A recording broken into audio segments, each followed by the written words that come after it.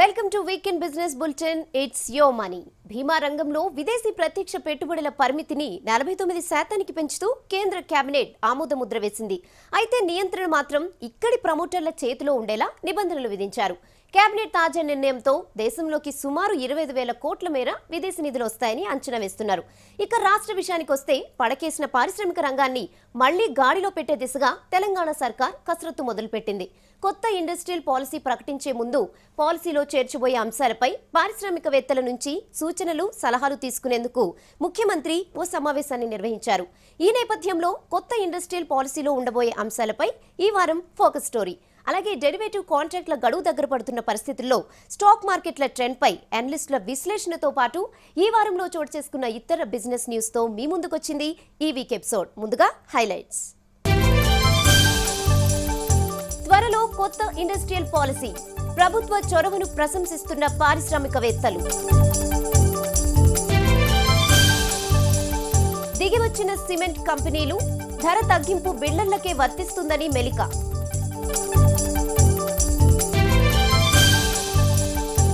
మళ్లీ లాభాల బాటలో స్టాక్ మార్కెట్లు, పాత రికార్డులను తుడిచేసిన సెన్సెక్స్. గోల్డ్ ఇన్వెస్ట్మెంట్ పై కన్ఫ్యూజన్, ఇప్పటికీ బెస్ట్ ఆప్షన్ అంటున్న ఫినాన్స్ అడ్వైజర్లు. తెలంగాణ పారిశ్రామిక విధి విధానాల రూపకల్పన కోసం ముఖ్యమంత్రి పారిశ్రామికవేత్తల నుంచి సలహాలు, సూచనలు తీసుకోవడంపై ఇండస్ట్రీ వర్గాలు సంతోషం వ్యక్తం చేస్తున్నాయి. ఇండస్ట్రియల్ పాలసీ తయారీలో ప్రతి పారిశ్రామికవేత్త అభిప్రాయాలను పరిగణలోకి తీసుకోవడం వల్ల బెస్ట్ ఇండస్ట్రీ పాలసీని రూపొందించే అవకాశం ఉందని పారిశ్రామిక రంగ నిపుణులు చెబుతున్నారు.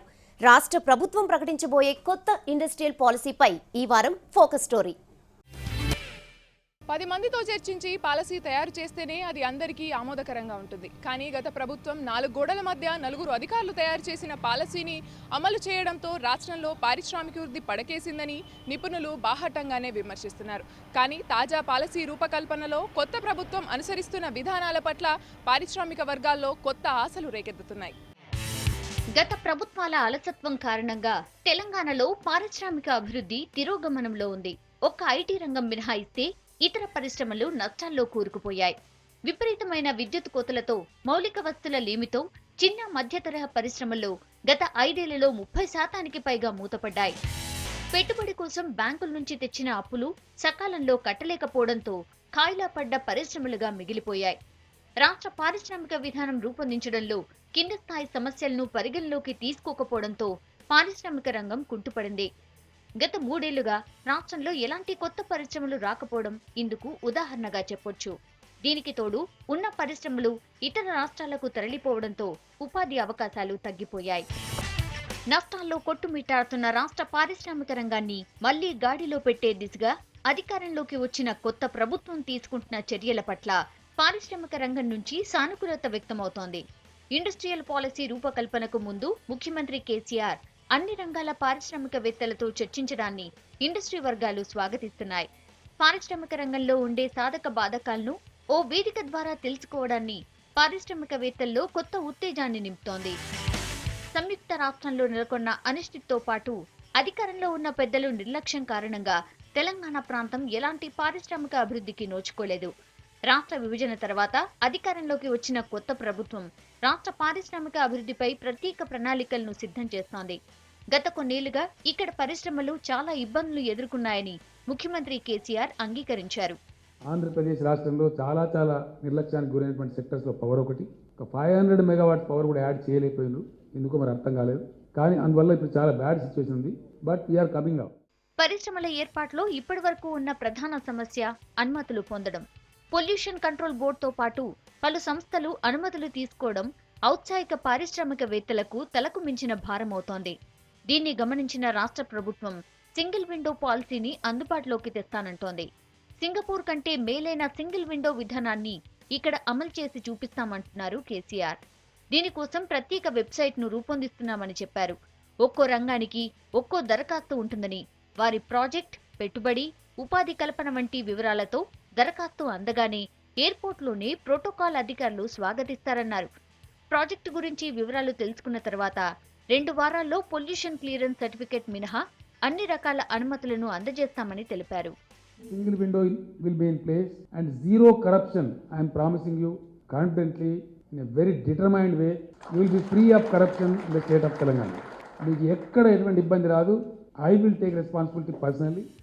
పారిశ్రామిక సంఘాలతో ముఖ్యమంత్రి ఈ వారంలో నిర్వహించిన ఇంటరాక్టివ్ మీటింగ్ లో తాము అడగక ముందే కేసీఆర్ అన్ని వరాలు కురిపించారని ఆనందం వ్యక్తం చేస్తున్నారు పారిశ్రామికవేత్తలు. ఆనరబుల్ చీఫ్ మినిస్టర్ గారు కేసీఆర్ గారు ఈ స్టార్ట్ చేసిన ఇంటరాక్షన్ సెషన్ అనేది ఇది ఒక పునాది అండి, మన పాలసీకి పునాది. ఎందుకంటే ఓన్లీ అఫీషియల్స్ ఏదో అక్కడ కూర్చొని వాళ్ళకు పాలసీ తయారు చేసే వాళ్ళు సీఎం గారు ఏం చేస్తున్నారంటే ప్రతి సెక్టర్ నుంచి వాళ్ళకున్న బాధలేంటి, పెండింగ్ ఇష్యూస్ ఏంది, ఫ్యూచర్లో వాళ్ళకి కావాల్సిన రిఫార్మ్స్ ఏంది, గ్లోబల్ లెవెల్లో ఏమేమి ఏ విధంగా రిఫార్మ్ చేస్తారు, అక్కడ బెస్ట్ ప్రాక్టీసెస్ ఏంది, అవన్నీ కూడా తను అబ్జర్వ్ చేస్తున్నాడు. ఇక్కడ 15 days to 21 daysలో మీకు all approvals except pollution control తప్పితే మిగిలిన అప్రూవల్స్ అన్నీ కూడా అక్రాస్ ద టేబుల్ ఇవ్వడానికి జరుగుతుందని చెప్పారు. This is welcomed by all the industrial groups here. తమ సమస్యలు చెప్పకముందే వాటన్నిటిపైన సీఎంకు అవగాహన ఉందని, తాము అడగాలనుకున్న వాటిపై ఆయన ముందుగానే హామీ ఇచ్చారని వారంటున్నారు. పారిశ్రామిక రంగంలో పెట్టుబడులు వస్తే రియల్ ఎస్టేట్ రంగం కూడా భారీగా పుంజుకుంటుందని ఆశాభావం వ్యక్తం చేస్తున్నారు రియాలిటీ రంగ నిపుణులు. డెఫినెట్గా రియల్ ఎస్టేట్ కూడా రాబో కాలంలో పెద్ద ఎత్తున పుంజుకుంటుంది. రాబో ఫ్యూ డేస్లో మాది కూడా రియల్ ఎస్టేట్ మీద కూడా మా సెషన్ జరుగుతుంది. మా సెషన్లో కూడా డెఫినెట్గా చాలా రిఫార్మ్స్ తీసుకురావాలని తను చెప్తున్నారు. ఎప్పుడైతే గవర్నమెంట్లో మంచి స్కీమ్స్ వస్తాయో, పబ్లిక్ ప్రైవేట్ పార్టిసిపేషన్ స్కీమ్స్ వస్తాయా, లేకపోతే బూట్ స్కీమ్స్ వచ్చినాయి అనుకోండి, సీఎం గారు కనుక అప్ఫ్రంట్ మనం బిడ్ కాల్ఫర్ చేయకముందే పీపీపీ బూట్ మోడల్లో బిడ్ కాల్ఫర్ చేయకముందే ఆల్ అప్రూవల్స్ అప్ఫ్రంట్ తీసుకోగలిగితే పెద్ద ఇన్వెస్ట్మెంట్స్ వస్తుంది. ఆయన యొక్క విజన్ చూస్తే మాత్రం definitely is going to deliver. రాష్ట్రంలో అతిపెద్ద మ్యానుఫ్యాక్చరింగ్ సెక్టర్ అయిన ఫార్మా రంగాన్ని కూడా మరింత విస్తరిస్తామన్నారు కేసీఆర్. ఫార్మా మ్యానుఫ్యాక్చరింగ్ లైసెన్స్ రావడానికి 4 సంవత్సరాల సమయం పడుతోందని, దీంతో ఎంటర్‌ప్రెన్యూర్స్ దూరం అవుతున్నారని ఫార్మా కంపెనీలు చెప్తున్నాయి. దీన్ని సీఎం దృష్టికి తీసుకెళ్లామని ఆయన పాజిటివ్ గా స్పందించారని అన్నారు. దీంతో పాటు రెగ్యులేటరీ వ్యవస్థను కాస్త సులభతరం చేయాలని వారు కోరుతున్నారు. In brief, we want to tell the Chief Minister, the industry is not expecting any incentives from the government, but the regulation should be bit liberal. If you want to get a license for a company to go for manufacturing, it is taking 4 years. This type of hurdles, it is really killing the entrepreneur not to have the interest on the setting of the industry. కొత్త policy కారణంగా రాష్ట్రంలోకి భారీగా పెట్టుబడులు వస్తే ట్యాక్స్ల రూపంలో ఆదాయం సమకూరడంతో పాటు వేలాది మంది నిరుద్యోగులకు ఉపాధి అవకాశాలు పెరగనున్నాయి. ఇప్పటికే రాష్ట్రంలో పెట్టుబడులు పెట్టేందుకు టాటా బిర్లా గ్రూప్తో పాటు పలు కంపెనీలు ముందుకొస్తున్నాయి. ఇండస్ట్రియల్ పాలసీని తయారు చేయడం ఒక ఎత్తు అయితే వాటిని అమలు చేయడం మరో ఎత్తు. పాలసీని అనుకున్నది అనుకున్నట్లుగా అమలు చేస్తే ప్రస్తుతం ఉన్న కంపెనీల విస్తరణతో పాటు కొత్త కంపెనీలు రాష్ట్రానికి రానున్నాయి. దీంతో భారీగా ఉపాధి అవకాశాలు పెరిగి నిరుద్యోగులకు మేలు జరుగుతుంది. కెమెరా పర్సన్ సురేష్తో శృతి, V6 న్యూస్, హైదరాబాద్. సిమెంట్ కంపెనీలు ఎట్టకేలకు దిగొచ్చాయి. ప్రభుత్వ ప్రధాన కార్యదర్శి సమక్షంలో బిల్డర్లతో జరిగిన చర్చల్లో కంపెనీలు బస్తా సిమెంట్పై 20 నుంచి 25 రూపాయల మేర తగ్గించేందుకు అంగీకరించాయి. ఈ వివరాలతో పాటు ఇతర బిజినెస్ న్యూస్ ను ఇప్పుడు బ్రీఫ్గా చూద్దాం. గత 2 ఏళ్లుగా సిమెంట్ కంపెనీలు నష్టాల్లో కూరుకుపోయాయని, అందుకే సిమెంట్ ధరలు పెంచాల్సి వచ్చిందని సిమెంట్ మ్యానుఫ్యాక్చరింగ్ కంపెనీలు తెలిపాయి. ముడి సరుకుల ధరలు అధికమవడంతో ఉత్పత్తి వ్యయం రెట్టింపయిందని, దీంతో సిమెంట్ పరిశ్రమ సంక్షోభంలో పడిందన్నాయి సిమెంట్ తయారీ కంపెనీలు. కేంద్రంలో, రాష్ట్రంలో సుస్థిర ప్రభుత్వాలు ఏర్పడినందుకే సిమెంట్ ధరలు పెరిగాయని పొంతనలేని కారణాలు తెలిపాయి. ప్లాంట్ సామర్థ్యం కంటే తక్కువ ఉత్పత్తి చేస్తూ ధరలను పెంచుతున్నారంటూ బిల్డర్లు చేస్తున్న ఆరోపణల్లో వాస్తవం లేదని, డిమాండ్ను బట్టే ఉత్పత్తి ఉంటుందని చెప్పాయి సిమెంట్ తయారీ వర్గాలు. ఒక బస్తా సిమెంట్ తయారీకి సుమారు 185 నుండి 200 రూపాయల వరకు ఖర్చవుతుందని, దీంతో పాటు రవాణా ఛార్జీలు, ఎక్సైజ్ డ్యూటీ, వ్యాట్లతో కలిపి బస్తా ధర 335 రూపాయలవుతుందని అన్నారు. ప్లాంట్ సామర్థ్యం 25 నుండి 30 మిలియన్ టన్నులు కాగా కంపెనీలు ప్రొడ్యూస్ చేస్తున్నది సీజన్ను బట్టి 16 నుండి 18 మిలియన్ టన్నులు. కానీ లోకల్ గా ఉన్న డిమాండ్ 7 నుండి 8 మిలియన్ టన్నుల సిమెంట్. మిగతాదంతా ఇతర రాష్ట్రాలకు ఎక్స్పోర్ట్ చేస్తున్నట్లు తెలిపారు. పెంచిన ధరలను మాత్రం తగ్గించేది లేదని బీష్కించుకొని కూర్చున్న కంపెనీలు ప్రభుత్వ ప్రధాన కార్యదర్శి చొరవతో ధరలు తగ్గించేందుకు అంగీకరించాయి. బస్తాపై 20 నుంచి 25 రూపాయలు తగ్గించేందుకు సిద్ధమయ్యాయి. అయితే తగ్గే ధరలు కేవలం బిల్డర్లు సరఫరా చేసే సిమెంట్ పైనేనా, లేక సామాన్య వినియోగదారులకు కూడా వర్తిస్తుందా అనే విషయంపై కంపెనీలు క్లారిటీ ఇవ్వడం లేదు. బీమా రంగంలో విదేశీ ప్రత్యక్ష పెట్టుబడుల పరిమితిని 49% పెంచుతూ కేబినెట్ ఆమోద ముద్ర వేసింది. యాజమాన్య నియంత్రణ భారత ప్రమోటర్ల చేతిలోనే ఉండేలా జాగ్రత్త తీసుకుంటూ ఆర్థిక వ్యవహారాల మంత్రివర్గ సంఘం అనుమతినిచ్చింది. దీంతో 25,000 కోట్ల రూపాయల విదేశీ నిధులు బీమా రంగంలోకి రానున్నాయి. తాజా నిర్ణయం వల్ల బీమా రంగానికి దీర్ఘకాల పెట్టుబడుల వాతావరణం మెరుగవుతుందని నిపుణులు అంచనా వేస్తున్నారు. దేశంలో జీవిత బీమా, సాధారణ బీమా విభాగాల్లో మొత్తం 25కు పైగా కంపెనీలు కార్యకలాపాలు నిర్వహిస్తున్నాయి. మొబైల్ కనెక్షన్లు పెరిగినా కాల్స్ ఆదాయంలో భారీ క్షీణత కనిపిస్తోందని పరిశోధన సంస్థ గార్ట్నర్ తెలిపింది. ఈ ఏడాది టెలికాం నెట్వర్క్ సంస్థలకు కలిసొచ్చేదేం లేదని చెప్పింది. మొబైల్ ఫోన్ వినియోగదారులు కాల్స్ మాట్లాడడం గణనీయంగా తగ్గడంతో బిల్లులో భారీ తగ్గుదల ఉంటుందని ఆ సంస్థ తెలిపింది. స్మార్ట్ ఫోన్ల వల్ల డేటా వినియోగం పెరిగినా కూడా కాల్స్ విభాగంలో తగ్గుతున్న ఆదాయాన్ని పూడ్చలేదని స్పష్టం చేసింది.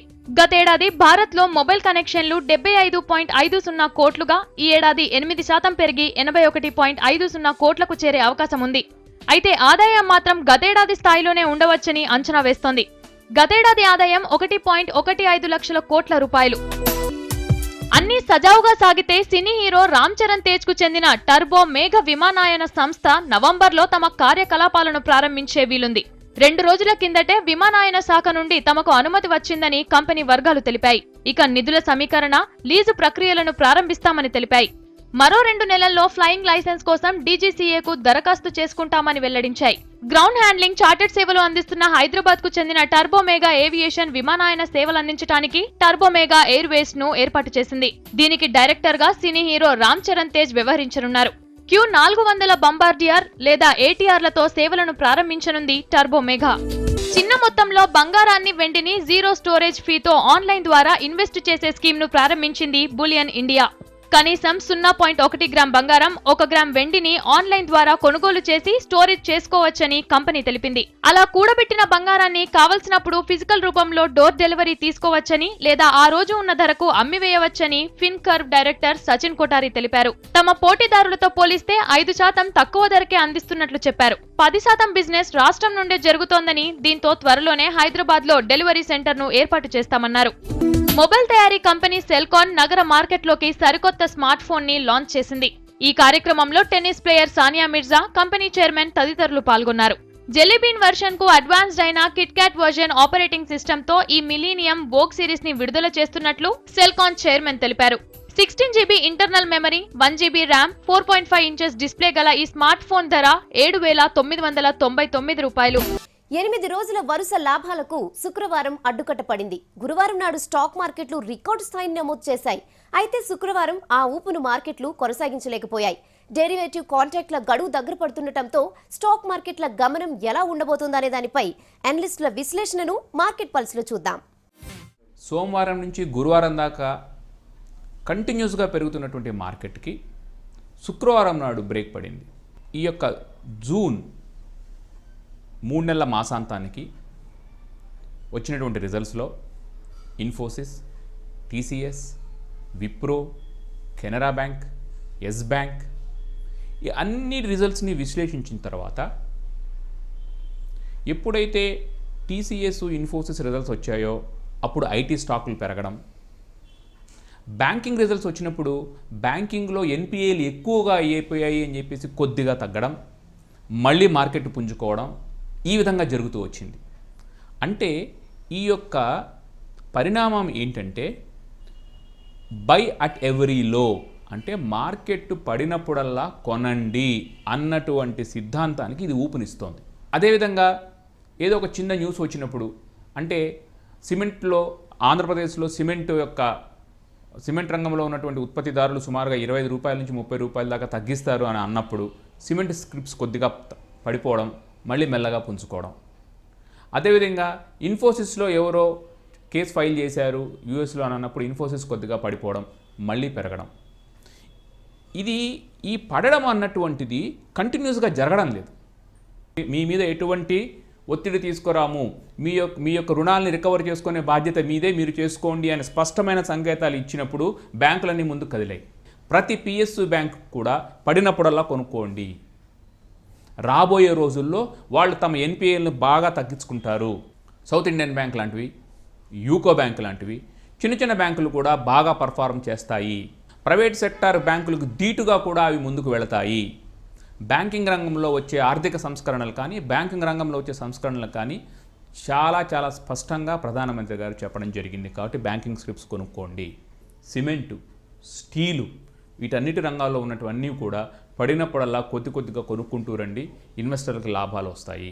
రాబోయే 5 రోజుల్లో మార్కెట్ ఎలా ఉంటుంది అని అంటే, రాబోయే 5 రోజుల్లో F&O క్లోజింగ్ ఒకటి ఉంది. వచ్చే వారంలో రంజాన్ ఒక సెలవు దినం ఉండడం, కేవలం 4 రోజులు మాత్రమే వర్కింగ్ ఉండడం వల్ల F&O క్లోజింగ్ రావడము. అంతేకాకుండా వచ్చే నెలలో రిజర్వ్ బ్యాంక్ ఆర్థిక పరపతి విధానాన్ని అనౌన్స్ చేయబోతోంది. సో ఎటువంటి స్టెప్స్ తీసుకుంటుంది, వీటన్నిటి మీద కూడా మార్కెట్లు ఆధారపడి ఉంటాయి. వచ్చే వారము మార్కెట్లో విపరీతమైనటువంటి ఒడిదుడుకులు ఉండవచ్చు. నిఫ్టీ డౌన్ సైడ్ కనుక చూస్తే 7,650 దగ్గర మళ్ళీ సపోర్ట్ తీసుకునేటట్టుగా కనిపిస్తోంది. బంగారాన్ని ఆభరణంగానే కాదు, పెట్టుబడిగా కూడా చూస్తారు. భవిష్యత్ అవసరాలకు బంగారాన్ని కొని పెట్టుకుంటుంటారు. అయితే 12 ఏళ్లుగా పెరుగుతూ వస్తున్న గోల్డ్ రేట్ గత ఏడాది కాలం నుంచి తగ్గుతూ వస్తోంది. దీంతో భవిష్యత్తులో బంగారంపై పెట్టుబడి పెట్టొచ్చా, పెడితే ఏ రూపంలో పెట్టాలి అనే విషయంపై తర్జన భర్జన పడుతుంటారు. సో గోల్డ్ పై ఎలా ఇన్వెస్ట్ చేయాలో ఈ వారం వెల్త్ మేనేజ్మెంట్లో తెలుసుకుందాం. భారతీయ సంస్కృతి సంప్రదాయాలకు ఒక ప్రత్యేకత ఉంది. పెళ్లి కోసమైనా ఫంక్షన్ కోసమైనా బంగారాన్ని శుభసూచకంగా భావించి తాహతుకు తగ్గట్టుగా కొనుగోళ్లు చేస్తారు. ఇక పెళ్లికైతే ఎంత పేదవాడైనా సరే జేబులో సొమ్ముంటే భవిష్యత్ అవసరాల కోసం ఎంతో కొంత బంగారం కొనడం ఆనవాయితీ.